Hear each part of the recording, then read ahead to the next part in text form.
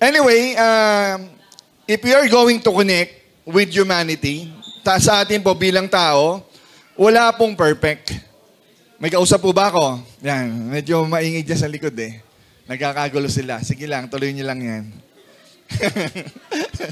Okay? So, pag ating i-connecta po yung salitang perfect sa ating humanity, sa sangkatauhan, wala pong perfect na tao.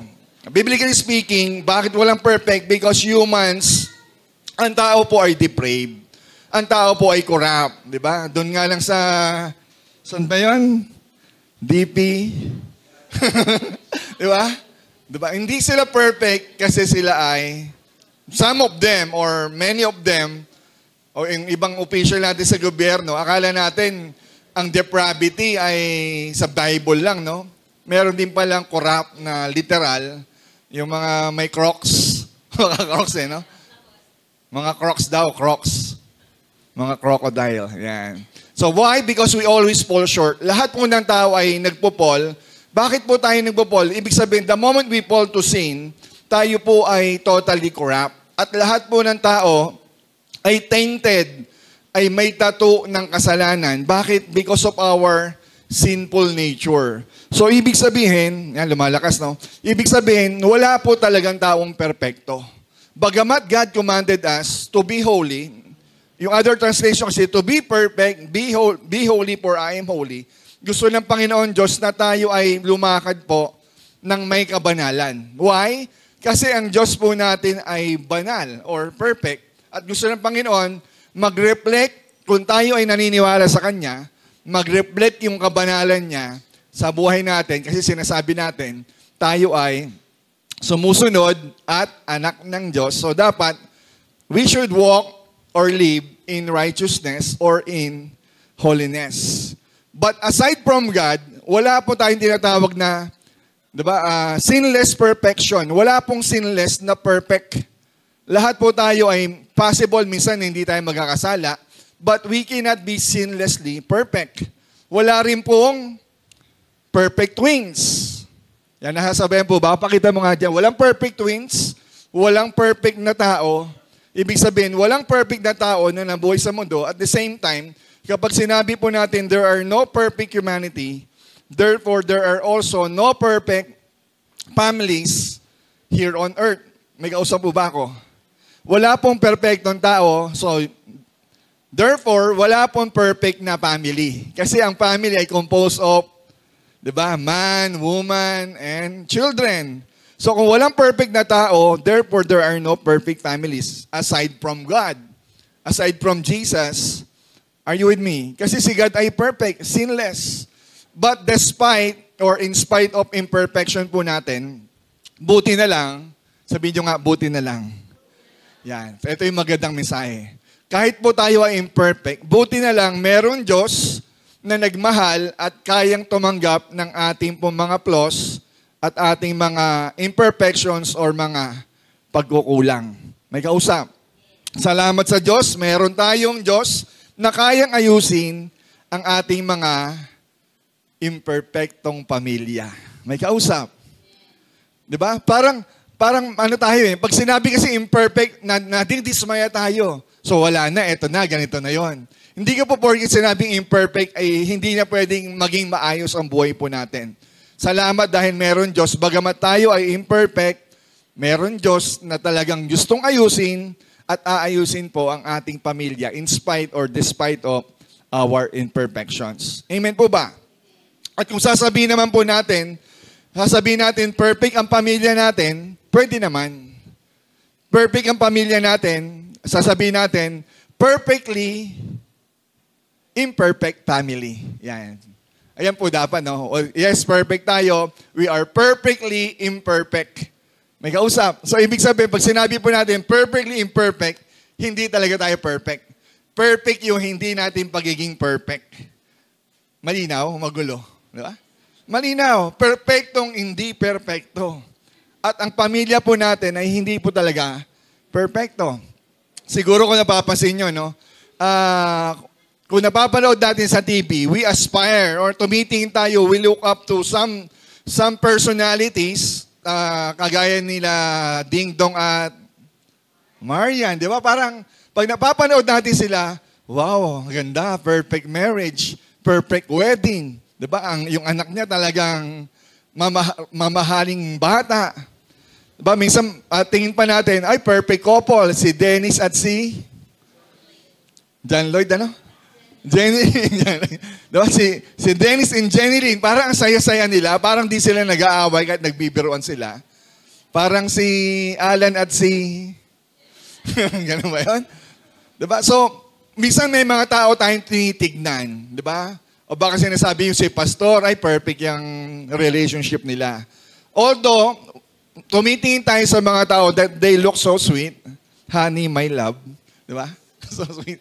Mukhang sweet sila, mukhang perfect, pero sa totoo po, hindi po sila at hindi po tayo perfecto. May kausap po ba ako? Amen? So yung ating pong team, Imperfect Family or Perfectly Imperfect, ay sana maintindihan po natin ito para yung mga susunod na mag-aaralan natin, luminaw sa atin at medyo umayos kasi the moment kung ano ang understanding natin about a family, about perfection or imperfect, ganun tayo mamumuhay. Kung ang ating pagtingin ay merong perfection, so tataas po yung ating standards o pagtingin sa tao. Oy, dapat perfect ka. Dapat bawal magkamali. You know what? Kung babalikan po natin yung Bible, magbabasa tayo pabalik in our history, makikita po natin na lahat po ng pamilya sa Bible ay punos imperfection. May kausap po ba ako? Lahat po ng tao o pamilya sa Biblia ay lahat po sila ay puno ng imperfection. Simulan natin si Eva at Adan. Tama? Parang perfect. Pastor, bakit? Walang binan eh. Perfect yung samahan nila kasi wala raw binan. Pero you know what? Hindi po pa rin sila perfect. Bakit? The moment they fall to sin, hindi ba nagsisisiyan na sila? Siya kasi. Yung ahas kasi, di ba? Ang dami-dami ng tinuro. Tinuro ni Adan sa Eva, pinakain ako ng apple. Tinuro naman ni Eva si Adan. Siya kasi, hindi siya nanguna sa akin eh. Dapat pinigilan niya ako, hindi niya ako pinigilan. So, ibig sabihin, dun pa lang in creation, originally, nakita na kaagad natin yung imperfection ng tao. Kasunod doon yung kanilang mga anak.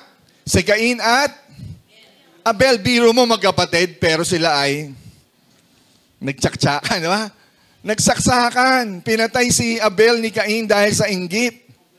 Sumunod, di ba, mga people and men of God.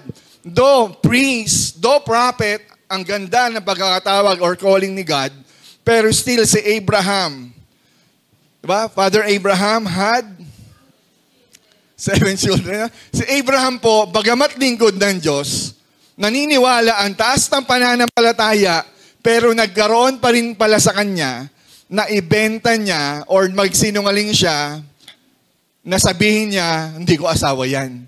Diba? Dininay niya na si Sarah na napakaganda pero sinabi niya hindi niya asawa. At itong si Abraham, may pangako na ang Diyos, pumatol pa sa iba. Diba? Yung si Hagar, tama po ba? Pumatol kay Hagar. Diba? Man of God, pero nandoon pa rin imperfection. Pababa, maging kay Jacob. Diba? Yung kay Abraham, Isaac, tapos si Jacob, yung anak ni Isaac, si Jacob and Esau. Remember? Itong magkapatid na to, nagtatalo, nag-aaway. Anong pinagmulan? Because of favoritism of their parents. Si tatay, favorite si Esau. Si nanay naman, favorite di ba? Si Isaac, asawa si Rebecca. Si Rebecca, favorite niya, si Jacob. So nagkampihan hanggang sa, sige, magsinungaling tayo sa tatay mo. Magsinungaling tayo. Minsan, yung mga nanay, ganun din eh. Na para pagbigyan yung isang anak nila, magsisinungaling na sabihin mo, ako kumain. Diba? Pinagtatanggol natin. Why? So there are imperfections in family. So, kung susundin po natin yung haba ng lineage ng mga men of God sa Bible, kahit si Moses na man of God, a prophet, pero nagrebelde pa rin sa kanya yung kanyang dalawang kapatid. Isang priest, di ba? Priest na si Aaron, at yung ate niya na si Miriam. Nagigets po ba? So there are lots of imperfect families. Lalo na si Joseph. Di ba? Si Joseph na pinagselosan ng kanyang 11 kapatid. Biro mo, no? Na pinagselosan, anong ginawa? Ibinenta, hinulog sa balon at marami pang nangyaring hindi maganda kay Joseph. So napaka-imperfect ng family. Bagamat yun, 12 na yon sa tribes of Israel na magiging lahi ng Hudyo, pero puno pala ng imperfections. Hanggang kay David, di ba? Yung mga anak ni David, si David, a man after God's own heart, dikit sa puso ng Panginoon, pero yung anak niya, iba sa kanya. Biro mo, ang daming panahon, ang daming henerasyon, hindi man lang pinupuri yung mga hari na dumaan sa kanya, pero laging binabanggit, dahil kay David. Pero yung anak, hindi napasa yung legacy, naging pasaway. Di ba? Imperfection. Lahat ng men of God sa Bible, lahat ng kanilang pamilya, halos lahat po ay merong dysfunctional family. Hindi maayos. Hindi nagpa-function ng tama. Mukhang tama, pero may tama. May kausap po ba ako? Alam nyo ba na maging sa ating Panginoong Jesucristo, that even in Jesus' family line came from a family of sinners. May kausap. Sa laman, hindi family ni Jesus in deity, sa kanyang divine being, perfect yon. He is perfect in His body and in His divinity, perfect po ang Diyos. Pero sa kanya pong mga ninuno, nandoon yung dysfunctional family. Di ba sabi natin si Joseph tuloy, si Jesus Christ ay nasa lineage ni King David. Pero si King David, kung babalikan po natin, nagmula po siya sa kanilang lola na si Rahab.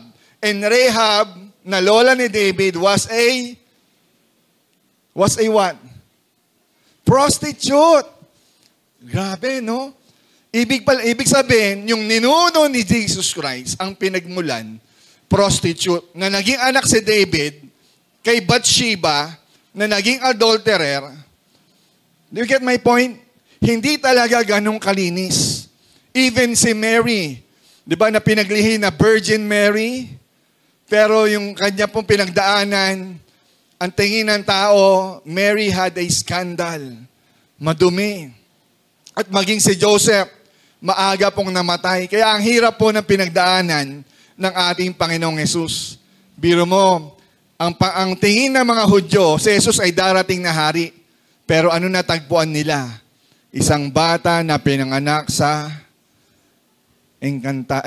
sa sabsaban, di ba? Sa sabsaban, imbis na talagang sa magandang kaharian, ayun ang inaabangan nila eh. Pero bakit kay Mary? At si Mary po hindi kilala. Bagamat nasa lineage siya ni David, pero ilang salin lahi na, hindi na siya kinilalang hari. Diba? Sa tatay niyang si Nathan. Hindi si Nathan na prophet, ibang Nathan po, na naging anak po nila kay Bathsheba. Kasi si David at Bathsheba, nagkaroon pa po ng 4 na anak. So, ang daming kwento, no? So, ibig sabihin lang, to make the long story short, wala po talagang naging perfect family dito po sa lupa. May kausap ba ako? Amen? So now, Pastor, ano ngayon? Ano ngayon kung imperfect yan? You know what? Ang series po natin na to, this series, na sana ma-encourage po tayo.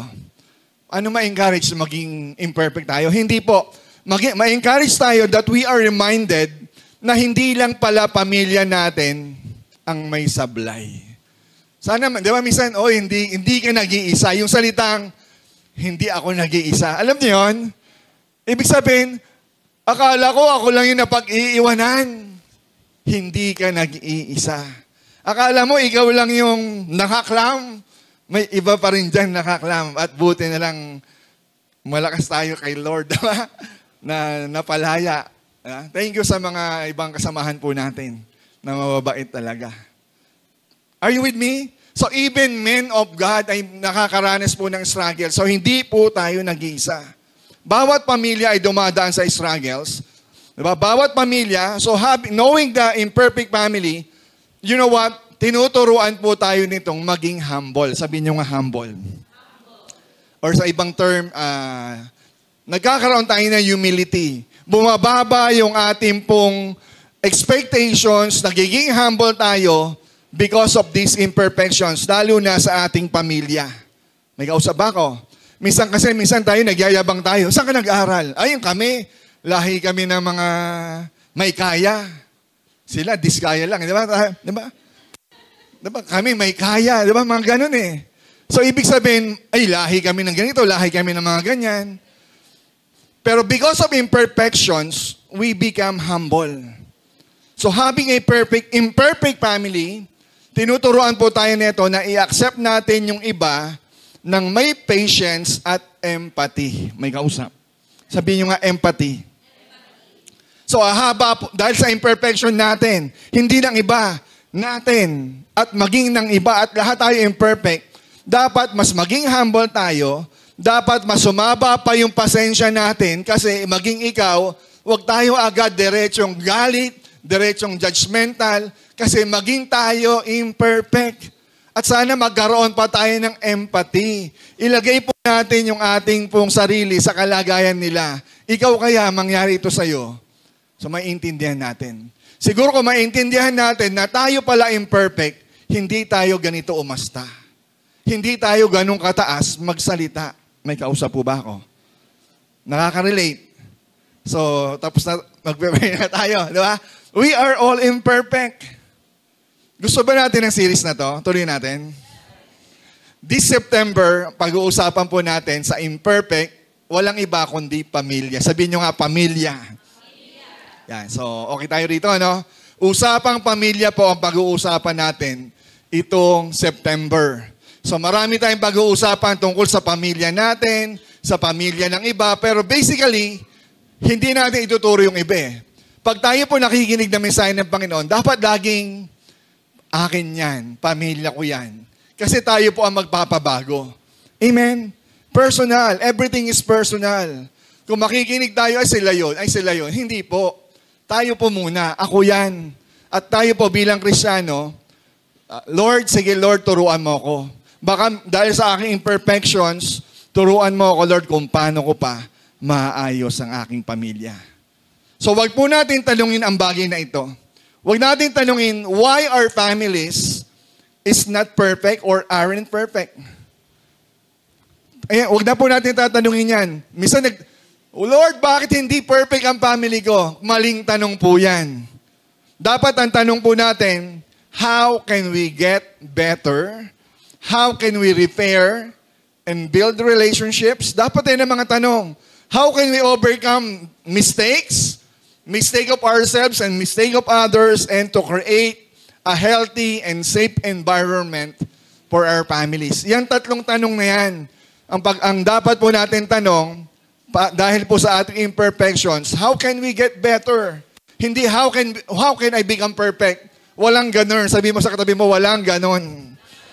Walang perfect family. Biblically, scientifically, hindi mo makikita yan kahit i-google mo pa. AI pa ang sasagot sa'yo, there are no perfect people, there are no perfect family. Yun po ang sasagot ng AI sa inyo. Amen po ba? And today, this morning, I want to share on the topic, building a godly family. Sabihin nyo nga, godly family. Yan. Kung hindi man tayo maging perfect, ang gusto ni Lord sa atin ay tayo ay maging godly na pamilya. Isang pamilyang maka-Diyos. Isang pamilyang naniniwala sa Panginoon, naniniwala at sumusunod sa Diyos. Ang tawag po dyan, godly family. Amen. You know what? Isa sa number one target ng demonyo para sirain at guluhin ang simbahan, ay gusto niya munang sirain at guluhin ang ating pamilya. May kausap ko ba ako? Bago sirain ng demonyo o ni Satanas, ang church, ang target niya pamilya. Hirap na hirap siyang sirain ng church kasi ang daming pamilya dyan. Pero kapag ang isang pamilya, dahil ginugulo at sinisira ni Satan, ang daming pamilyang nasisira. Ang daming pamilya dysfunctional, ang daming pamilyang hindi magkasundo, nag-aaway-away, 'di ba? Nagsisisihan, 'di ba? Nagpapataasan. At doon masisira maging ang church. Are you with me? Ang Senado, ang gobyerno, ang simbahan, hindi naman niyang first institution eh. Ang sabi ng Bible, ang first institution o samahan na nilikha ng Diyos ay composed of family. Kaya kung masira ang pamilya natin, hindi ba't nadadamay ang pag-attend mo sa simbahan? Wala tayong pera, ganyan pa ginagawa mo. Hindi ba't nasisira ang paglilingkod mo? Why? Kasi gusto ng demonyo sirain ang ating pamilya. Kasi if Satan can attack and weaken the family, he can easily weaken the church. Nandiyan ba? So nyo nga, if Satan can attack and weaken the family, he can easily weaken the church. Amen. So now, ano ang dapat malaman natin? Pastor, kung yan pala ang ginagawa ng demonyo, pwede mo ba kaming bigyan? Anong strategy ni Satan para sirain o wasakin ang ating mga pamilya? Gusto yung malaman? Baka nalilito tayo, hindi natin alam, nilalakaran na pala natin ito. Parang okay ang pamilya natin, pero sa totoo lang, hindi na pala okay. At naapektuhan ang ating trabaho, naapektuhan ang ating mga negosyo, ang ating kumpanya, ating simbahan, dahil una sa lahat, ang unang nasira, yung ating relasyon sa ating mga pamilya. May kausap. So what are the schemes or what are the satanic tactics na kung saan pinapahirapan ni Satan ang ating pamilya? Magbibigay lang po ako ng 4. Ilan? 4 ba to? 3 lang yata. Sige, 3 na lang. Para maiksi. Okay, gusto nyo 3 na lang? 3 na lang. Number 1. 2, wag naman, 3 lang. Number 1 is what we call distortion. Sabihin nyo nga, distortion. Yan. Hindi po ito yung pag nagigitara na naging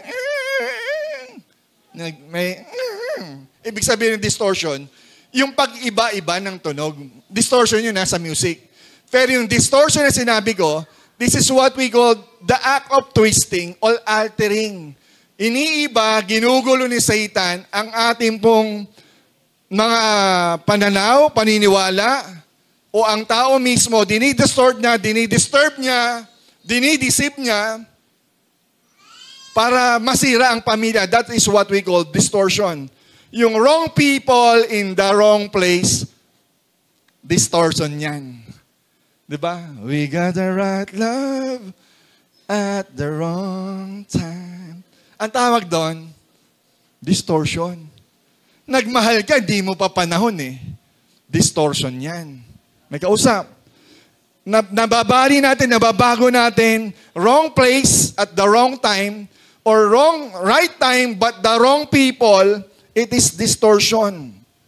Ano-ano itong mga distortion? Hindi ko na po nilagay dyan. Sasabihin ko na lang. Di ba? The moment we corrupt our identity. Kasi si Lord may design yan sa family. At kapag hindi mo nalalakaran yung role as tatay, as nanay, as ate, as kuya, nadidistort tayo. Hindi natin na-alter, napapalitan, nagugulo. Ang tawag po dyan, distortion. Yung nakurap ang ating identity. Hindi mo na alam kung sino ka. Nalilito ka na kung ikaw ba ay lalaki, babae. Ang tawag dyan, distortion. May kausap. The father must lead and love his family, especially his wife. Huwag niyo natin baligtarin, ang anak ko lang ang mahal ko. Doon nasisira ang pamilya, kaya nakapokus ko na lang sa anak mo, pero nakalimutan natin, ang priority pala ng pamilya, bago ang anak, kayong mag-asawa. Tignan mo nga yung asawa mo. Sabi mo sa kanya, ikaw ang dahilan. Di ba? Hindi ang anak natin. Sa totoo lang, ikaw. Again, the father must love and lead his family. The father must lead his wife. Hindi pwedeng ang mother ang maglilid sa asawa niya. Ikaw, tatay, ang maglid sa kanya. Honey, dito tayo. Honey, pray tayo. Honey, eto gawin natin. Hindi yung si Mark tahimik lang. No? Kaya ang nangyayari, tahimik ka, si nanay o ang babae ang daldal ng daldal. You know what?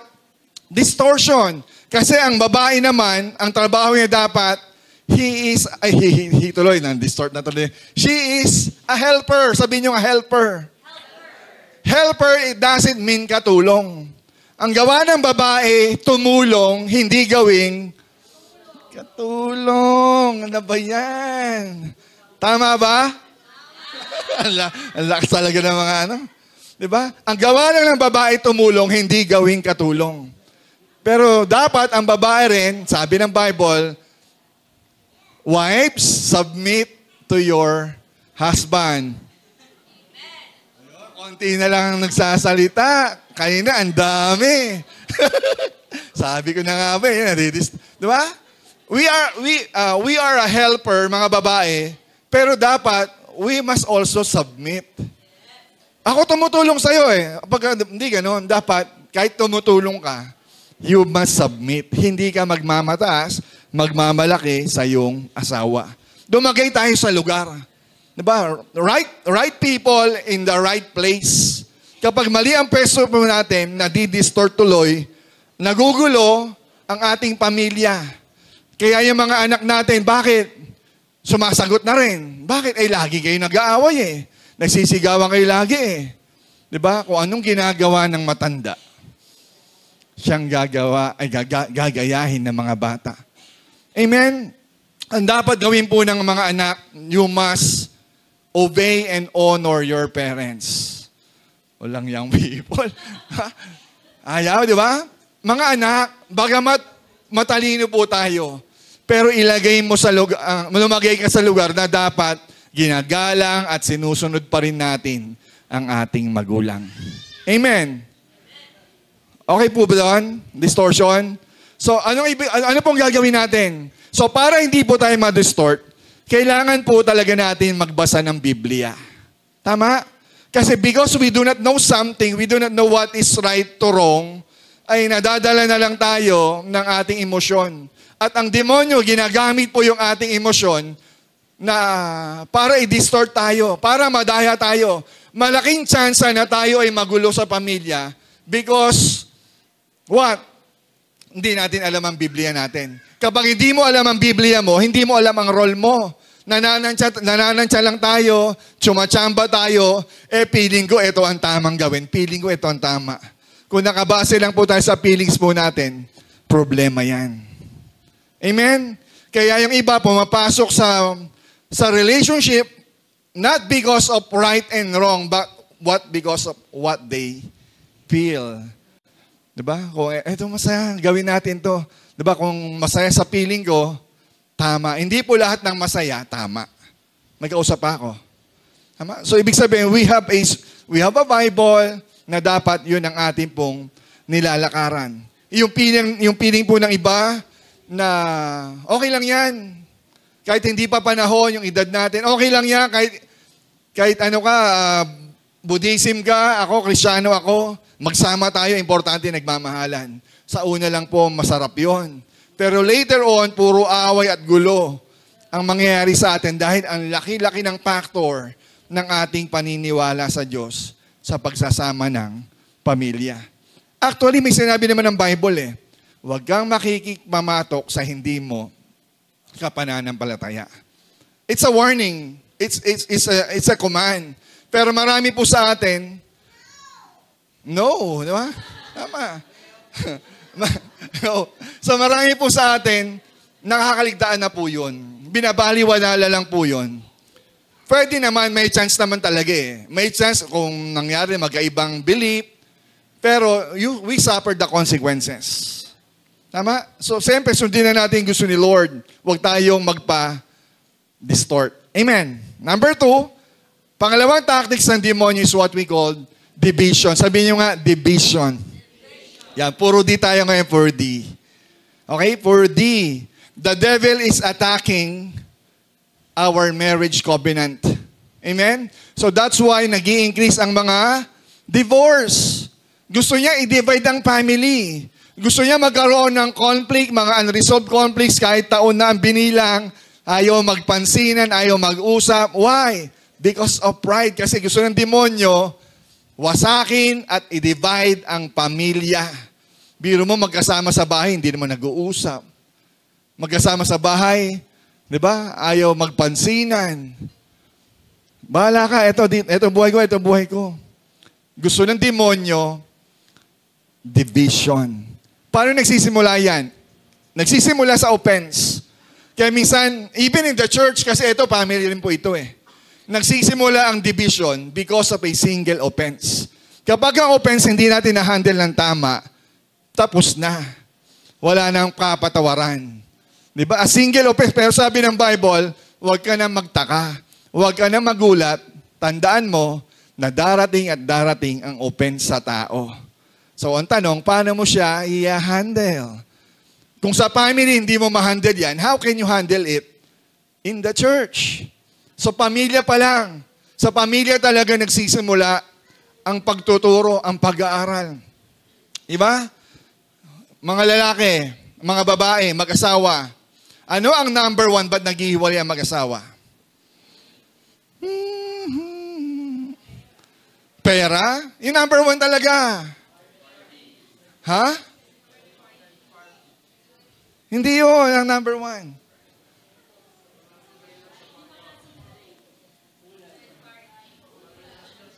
Sige na nga. Ako pala. Pasensya na kayo, ako mali. Number 1 po yung infidelity or third party. Tama po kayo ron. Ibig sabihin, merong iba. Ano yun eh, kumbaga sa red flag po yan.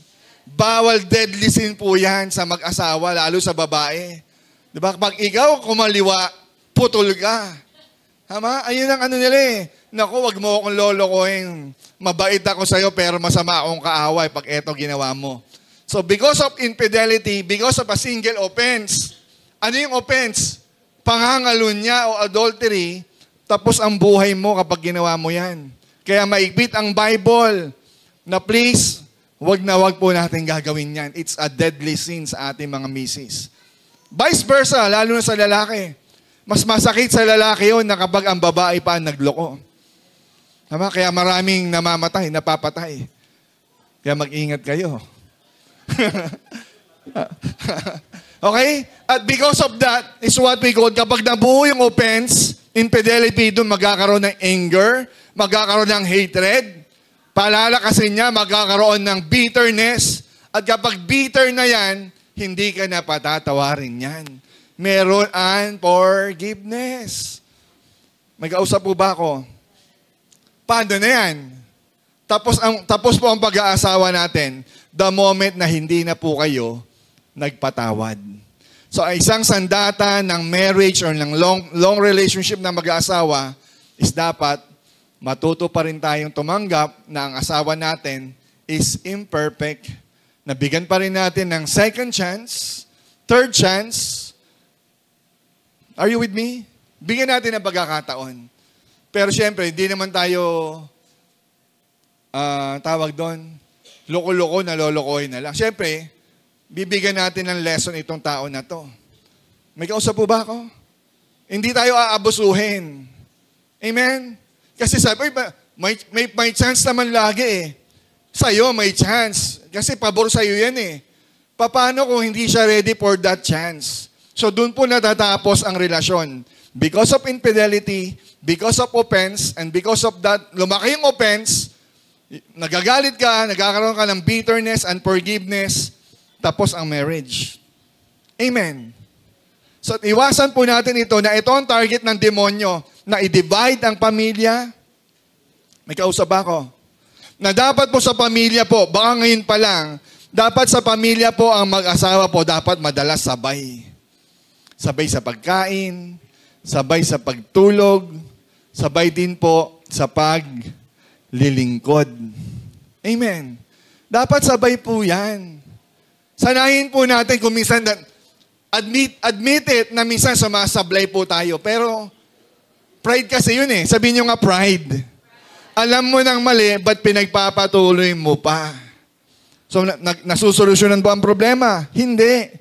So, simula po ngayon, kung hindi mo ginagawa, simula ngayon, mga anak, mga mag-asawa dyan, please, di ba, sabay kayong tumanda.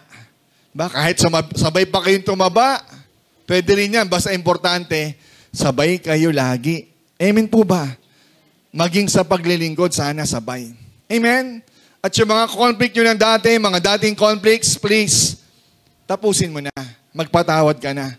Kung paano ang Diyos pinapatawad ka, patawarin mo rin, especially ang mga parte mo sa pamilya. Amen? And finally, number 3 is what we call distraction. Sabihin nyo nga, distraction. Kanina, distortion, division, and now, diba? Division. Distraction. Diba? Na-distract na tuloy, no? So, ano tong distraction na to? Diba? Hindi natin magawa yung dapat na ginagawa natin kasi distracted tayo sa maraming bagay. Ang tawag po dyan, kaka. Sabihin nyo nga, kaka. Yan. Ano yung kaka na yan? Diba? Kaka-cellphone mo yan eh. Wala ka ng timing. Dapat ginagawa mo, hindi mo magawa. Kaka-cellphone. Ano pa? Kakatulog. Kaka-Netflix. Kaka-TikTok. Di ba? Walang ginawa kundi mag-TikTok na mag-TikTok. Diba? Kaka-ata, kakalaro, kakakain, sabi ni Dave. Diba? Kakabet. Ano kakabet? Kakataya. O pwede rin kakabet. Diba? Yung kumakabet. Kakainom. Kakainis kayo, ha? Diba? Lahat ng kakaayan po yan. Nadidistract tayo because hindi tayo nakapokus sa dapat ginagawa natin sa ating mga pamilya, sa ating pamilya at sa ating mga anak.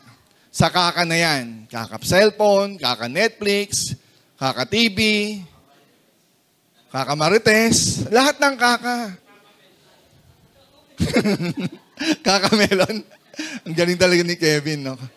Kaka-melon. You know what? Look at me. In spite of these imperfections, in spite of these imperfections in our family, we need to build still a godly family. Buuin pa rin po natin, i-develop pa rin po natin yung pamilya po natin sa daming imperfections po natin. Itong lahat ng distractions na to, i-deadma po natin yan, lahat ng division, lahat po ng distortion. Mag-focus po tayo on how to build a godly family. Hindi po natin maaabot yung perfection. Yun na lang abutin natin, how to develop or to build a godly family. Sabi po na Acts chapter 18, verse 1 and 2, sabi po dyan, after this, Paul left Athens and went to Corinth, and he found a Jew named Aquila. Sabihin niyo Aquila. Tanan. Ano ba yan? Iba pala yun. Aquila. Tikila pala yun. Okay, pastor, ano ba yan? Gara mo. Okay, Aquila, a native Pontus, recently come from Italy with his wife, Priscilla. Okay, so hindi po yun. Because Claudius had commanded all the Jews to leave Rome. Tuloy po natin para mas mabuo yung kwento. Verse 3, and Paul went to see them, and because he was of the same trade, he stayed with them and worked, for they were tent makers by trade. Parang ano po yun eh. Dahil po si Pablo, ang trabaho niya po ay tent maker. Gumawa po ng mga tent, ng kubol. Yun ang trabaho niya. At the same time, eto pong sila Priscilla at si Aquila ay mag-asawa. Sabihin niyo mag-asawa. Yan. You know what? Balik mo nga yung verse 2, anak. Verse 2. Yan. So sabi dyan, a Jew named Aquila. So si Aquila po ay isang Hudyo. Pero si Priscilla po is a Roman name. So ibig sabihin, Mag-asawa sila, pero sila ay magkaiba ng lahi or nasyon. Isang Romano, si Priscilla, pero itong si Aquila, isang Hudyo. Are you with me? So sa mata ng mga Hudyo, sa mata ng Biblia, ang kanilang pagsasama po ay unacceptable marriage.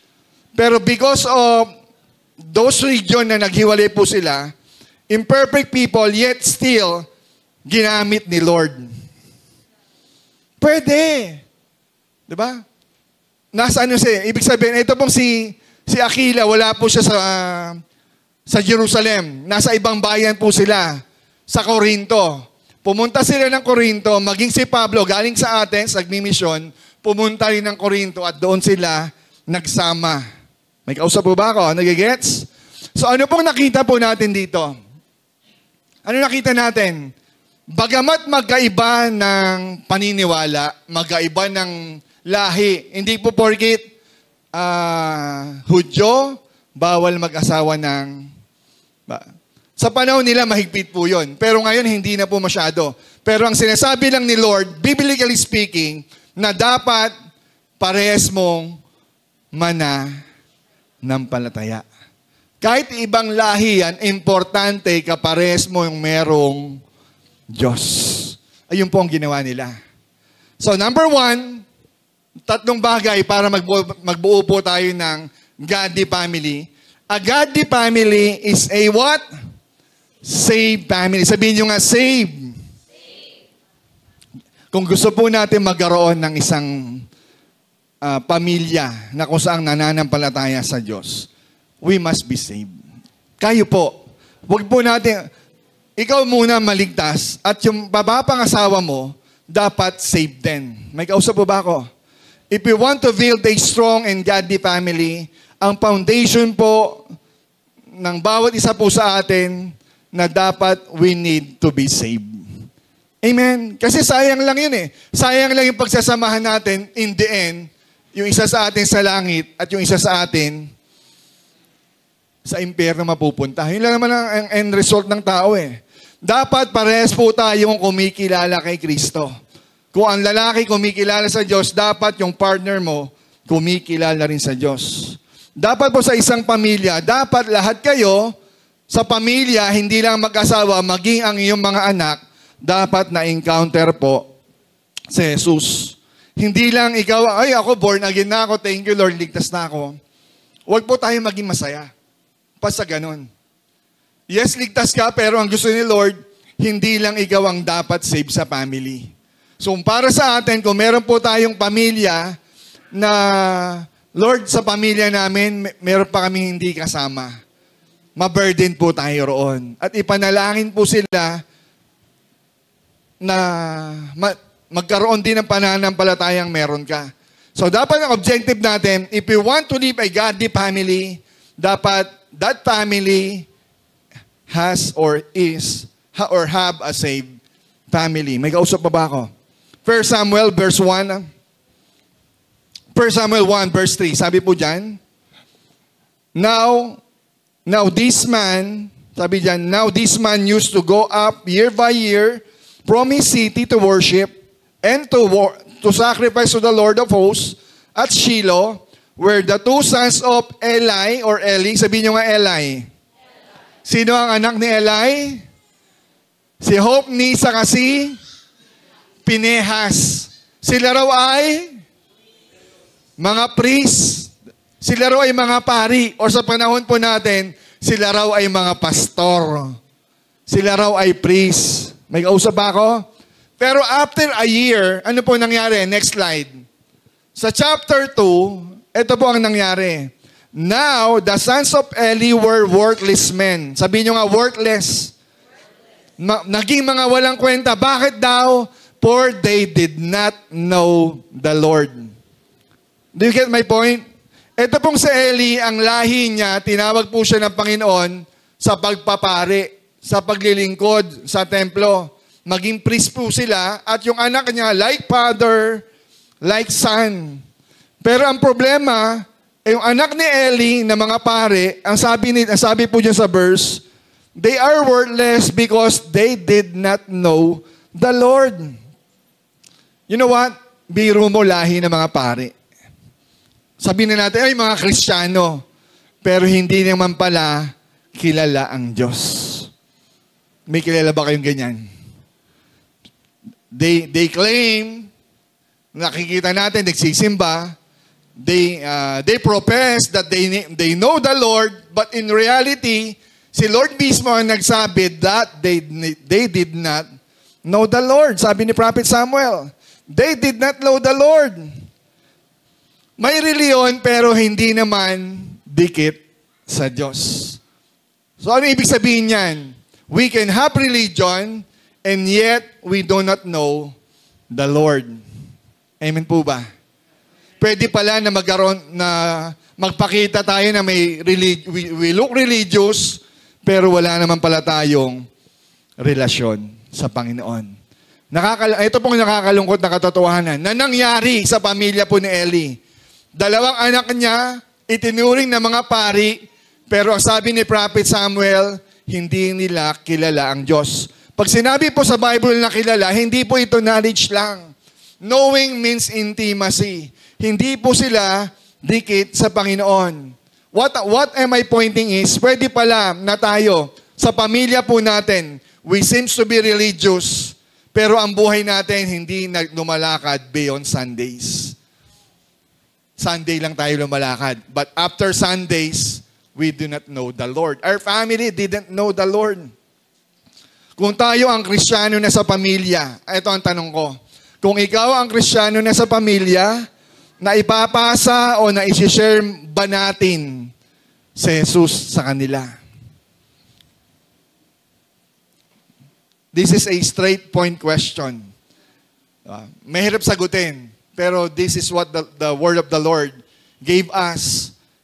Sa pamilya po natin, kung tayo lang po ang kumikilala sa Diyos, may pagkakataon ba na na-share po natin o na ipapasa ba natin yung pananampalataya na meron din tayo sa Panginoon sa kanila?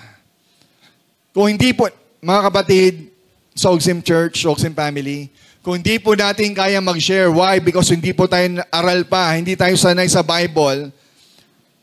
Ang pinakatanong po ron, tayo ba ay nag-i-invite pa? Baka sakali, sa pag-invite po natin sa kanila sa simbahan, sa pag-invite po natin sa kanila sa live group, sa pag-invite po natin sa mga network po natin, sa youth, sa JAG, diba, sa YAP, sa anuman gatherings ng men and women's, baka sakali yung ating pumahal sa buhay, ang ating pamilya, ay makakilala po sa Panginoon. Amen po ba? Parents, basahin po natin ito. If you truly love your children, talk to your children about God. Why? Because discipleship starts at home, not in the church. Yan po yung natutunan ko kahapon sa isang conference, Heart's Cry. Kung tayo po, mahal po natin ang ating pamilya, especially ang ating mga anak. Sana po, dumating yung time, kausapin po natin ang ating mga anak at sabihin natin sa kanila kung sino ang Diyos, kasi ang tunay na pagdidisipulo, ang pagdidisciple, hindi po yan nagsisimula kay pastor, nagsisimula po yan sa ating mga magulang, especially tatay. Amen po ba? That's number 1. A godly family is a saved family. Naisin po natin, mga anak, naisin po natin na ang pamilya po natin ay pamilyang ligtas. Kung pili mo, hindi pa siya kumikilala sa Diyos, pilitin natin. Be intentional. Isama natin sa gathering, isama natin sa church. Huwag tayong, bahala siya sa buhay niya. Huwag ganun. Pangalawa, a godly family is a serving family. Sabihin nyo nga, serving family. Number 2. Yan. So dapat po ang pamilya, ang godly family dapat daw po ay hindi lang ligtas, kundi naglilingkod. Sabi po ng Acts chapter 18, verse 18, after this, Paul stayed many days longer and then took leave of the brothers and set sail to Syria, and with him, again, Priscilla and Aquila, at, Cenchrea, he had cut his hair for he was under a vow. So dito po si Pablo ay nagpagupit na ng buhok dahil natapos niya na yung kanyang vow na hindi siya magpapagupit at hanggat hindi siya nakakapunta dito po sa lugar na pupuntahan niya, sa Syria. Amen? So again, nakita po natin dito, hindi lang ligtas sila Priscilla at Aquila, sila rin po ay kasama ni Pablo na naglingkod. Amen. Dapat, ang ibig mo sabihin, church, hindi lang tayo basta tumanggap sa Panginoon. Ang gusto nila po sa atin, to have a godly family, dapat tayo po ay mag-involve sa ministry and serving God whatever the way we can. Kung saan tayo pwede maglingkod. Pastor, baka pwede akong mag-usher, baka pwede akong, eto lang yung time ko, maglilinis ako ng CR, maglilinis ako ng stage, pwede ba akong mag-gitara, pwede ba ako mag-MC? Lalo ngayon, busy po yung ating pong, yung regular MC po natin, na nag-MC rito, may trabaho po siya. Diba? If you are available, if you have that kind of gift, na magaling ka, marunong ka magsalita, why won't we offer that to God? Kasi a saved family, a godly family does not only save, but he or she, that family must also serve. May kausap ako. Tatay, nanay, again, kung ikaw lang ang nagsuserve, o ikaw lang lalaki ang nagsuserve kay Lord, hindi po, hindi siya perfect. What I mean, hindi po siya okay na ikaw lang ang nagsuserve. Dapat, kagaya ni Priscilla and Aquila, dapat dalawa po kayong nagsuserve kay Lord. May kausap ako. Kung ikaw lang ang nagsuserve kay Lord at yung partner mo ay hindi, ano mangyayari? Sa totoo lang, madalas kayong magtatalo. Kahit sabihin pa natin, kay Lord naman ako. Yes, pero kung ikaw lang ang nagsuserve, magtatalo kayo. Minsan nga, kahit pares pa kayong Kristiyano Pares kayong Kristiyano, pero isa lang ang naglilingkod, magtatalo pa rin kayo madalas. Na-experience ko na yan. Ba't wala ka pa? Ano bang ginagawa mo? Ba't ang tagal-tagal mo? Sino bang kasama mo? Hindi ba't nasa church ka lang? Pero bakit may ganun? Kasi hindi mo siya kasama. Gumagana ang utak niya, nag-iisip siya. Kaya ang objective at ang plano ng Diyos sa pag-asawa, sa pamilya, sa paglilingkod, sa pag-attend ng simbahan, dapat buong pamilya. Dapat yung mag-asawa, sabay. Kasi magtatalo kayo. Totoo po ba? Nakaka-relate po ba? Magtatalo. Bakit ang tagal naman ng simbahan na yan? Hindi mo maintindihan kasi wala ka mismo doon. O hindi mo nakita. Bakit? Ano ba yan? Kanina pa kayong umaga dyan? Anabot na kayo ng hapon. Kasi may schooling yan, nag-aaral yan. Nag-youth pa yung anak mo, ganito, ganyan. May kausap po ba ako? Mga tatay, mga magulang, pilitin po natin kung hindi man po tayo sabay pa sa ngayon, maging objective na po natin. Dapat ang mag-asawa sabay naglilingkod or magkasama na nagsiserve at lumalago sa Panginoon. Pakita mo nga yung slide na yan. Yan, next slide po. Yan, dapat sabay. Kaya pag bibili po kayo ng t-shirt ng anniversary, huwag yung isa yung meron. Diba? Dapat pantay naman kayo. Kung kaya pang idamay si yung mga anak nyo, damay nyo na. Are you with me? Hindi yung ba't siya lang golden crown tuloy? Bakit na siya lang greater glory? Siya lang greater glory, tapos yung isa, nakapambahay lang. So dapat pantay na, dalawa kayo. Dapat sabay kayo nagsiserve at sabay kayong lumalago sa Lord. Amen. Sige po, pakita mo yung next slide. Sabay nagsiserve at sabay lumalago sa Lord. Kasi pag hindi kayo sabay naglilingkod, mapag-iiwanan po yung isa. Ayun po yung katotohanan. Either pares kayong Kristiyano na magse-self-pity yung isa dahil bakit ikaw lang? Bakit ikaw lang? Mahalaga po sa mag-asawa, sabay. Sabi mo sa katabi mo, sabay tayo.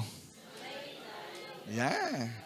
Romans 16, ito po ang sabi ni Pablo. Diba, nasa Acts po siya, pero ang sulat niya sa Roma, sabi niya sa verse 3, greet Priscilla and Aquila. Ano niya raw yun? my co-workers in Christ Jesus. Kapwa ko kamanggagawa. Yung asawa po natin, hindi mo lang yung katulong. Dapat siya ay kapwa mo kamanggagawa sa Panginoon. They risk their lives for me, not only I, but all the churches of the Gentiles are grateful for them. Tandaan nyo, mga kapatid, mas nade-develop ang bonding at intimacy po na mag-asawa kapag magkasama po kayong naglilingkod. Gawin po natin yan. Kung di po natin nagiging practicein po natin, mas nade-develop ang intimacy, mas nagkakaintindihan kayo kasi sabay kayong naglilingkod. Huwag po natin hayaan na tayo lang ang nagja-church, tapos yung partner mo hindi. Be intentional. Yayain, lahat ng opportunity para maisama, isama. Where you can serve together, where you can grow together. Sabi nga ni Joshua, next slide. Ano yung sinabi ni Joshua? Choose this day whom you will serve. Piliin mo kung kanino ka maglilingkod. Shortcut ko na lang. Pero sabi ni Joshua, hinamon niya po yung mga Kristiyano, mga sumusunod sa Panginoon. Piliin nyo kung sino susundin nyo. The God of the Amorites or the God I serve. But for me and my house, we will serve the Lord. Sana yan ang motto natin. For me and my family, Ian and Cheska, we will serve the Lord. Ompong and Jayshel, kung mag-aanak kayo, you will serve the Lord. Ba? Melody and Kevin, even Kobe, me and my family will serve the Lord.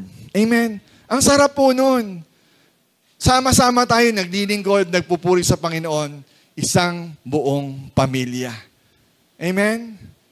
Diba sino pinakamaraming pamilya po rito? Nakakatuwa yung Bernal family. Buong pamilya, nandiyan dyan sila.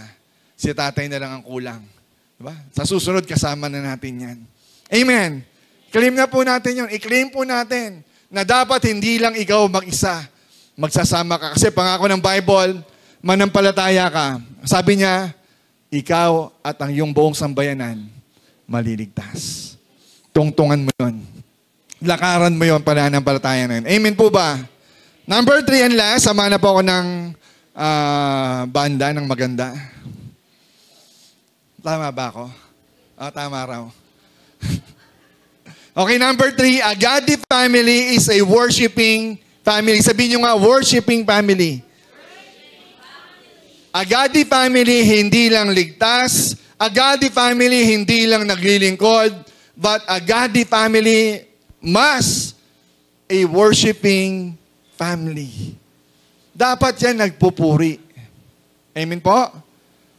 May kausap po ba ako? I-recover po natin ang pamilya po natin sa pagsamba.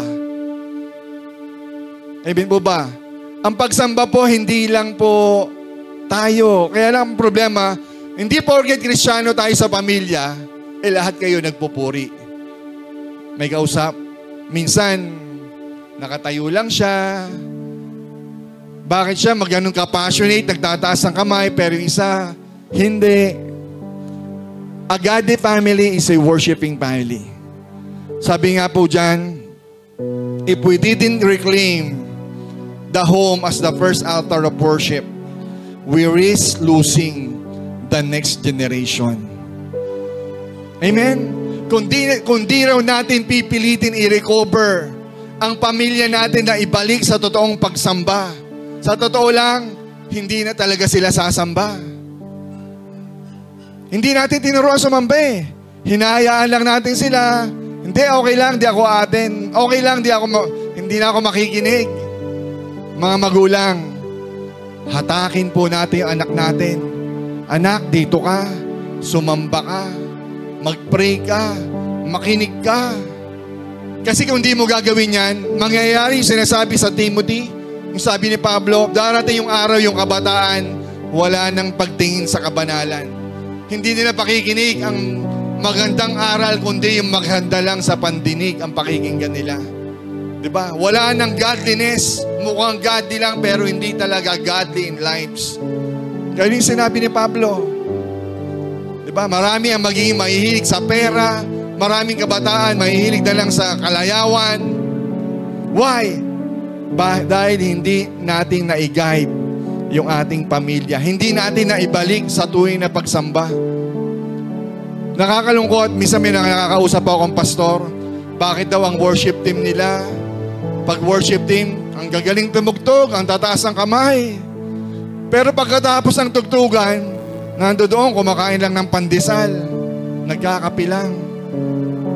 At ako nagpapasalamat, hindi ako nagyayabang, pinagpapasalamat ko ng ating simbahan, especially ang ating worship team. Pagkatapos tumugtog, hindi kakain, hindi tatambay. Although, lahat tayo, maging ako, naging worship leader din po ako dati. Alam ko yan. At hindi pa ako worship leader, naging ugali natin yan. Pagkatapos tumugtog, ang gawa lang natin, tumugtog. Pagsamba ba yun? Mukhang pagsamba, pero pagkatapos, nakatambay ka sa labas. Yung ibang araw, nag-Yosip eh. May mga simbahan na ganyan. At ako natutuwa, dahil tayo pagkatapos tumugtog, pinagmamalaki ko kayo. Ang worship team namin, pagkatapos tumugtog, uupo sa harapan. Uupo, ngayon hindi na sa harapan, pero sa kanyang upuan, nakikinig ng salita ng Diyos. Sumasabay sa mensahe, kasi maraming worship team, hindi sumasabay sa mensahe. Sumasabay lang sa gusto nilang sabayan. Amen. Mga magulang, pamilya, sana po ang ating mga anak, ang ating buong pamilya, ay tayo ay a godly family na kung saan sumasamba po tayo. Habang bata pa lang, habang jari pa lang, habang raven pa lang, turuan na po natin sila rito sa altar. Sanahin na po natin sila kasi pag di po sila nasanay sa gadget, sa likod gadget ng gadget, hindi na nag-worship, nag-gadget na lang. Anong mangyayari? We will risk losing the next generation. Mga Kristiyano tayo, pero yung mga anak natin hindi lumalakad sa lakad ng Kristiyano. May kausap pa ba ako? Tayo ba yung pamilya na sama-sama pa rin nananalangin? Tayo ba yung pamilya na sa bahay po natin, nananalangin pa tayo? O dito lang tayo sa church nagpipray? Kung hindi po, ibalik po natin. Manalangin po kayo sa inyong tahanan. Kasi bakit hindi magpipray ang anak po natin? Kasi hindi nila nakikita sa bahay ang pananalangin. Sa bahay ba nagpipray pa tayo bago kumain? Kung hindi natin ginagawa, balikan natin. Let's reclaim. Let's recover. I-recover natin. Kristiyano tayo. Dapat ito ang nilalakaran natin. Bumalik tayo sa totoong discipleship. Sa bahay, ginagawa ang totoong discipleship. Hindi sa simbahan lang. Amen po ba? O ang naririnig nila sa bahay, demonyo ka. Mas demonyo ka. Kaya yung anak mo, ano ba itong impyerno na to? Ama, kasi parang hindi Kristiyano ang lumalabas sa bibig po natin. Napopromote po natin ang hatred at rebellion sa simbahan. Dahil doon sa bahay, nangyayari ang lahat. May kausap pa ba ako? Bati pa ba tayo? What the Lord wants today, what the Holy Spirit wants today, for us to repent. Lord, nagkamali ako. Bilang tatay, hindi ko na pangunahan ang pamilya ko na manalangin. Hindi ko na pangunahan ang mga anak ko na turuan at ibalik sa salita ng Diyos. Diba? Tayo ba yung nagyayayaan? Sisimba ka ba? Natamad nga ako eh. Ako rin natamad eh. Dapat pag ganun, magyayaan tayo. Papa, gising na. Anak, bumangon ka na. Sipahin kita na ba? Maligo ka na. Malilate na tayo. O nasasanay na tayo. Bakit? Kasi walang nangunguna. Hindi na mahalaga ang pagsamba. Worship lang naman yun eh. May kausap pa ba ako? Simulan po natin ang pagbabago, ang pananalangin, ang pagbabasa ng Bible. Tinuturo pa ba natin sa ating anak?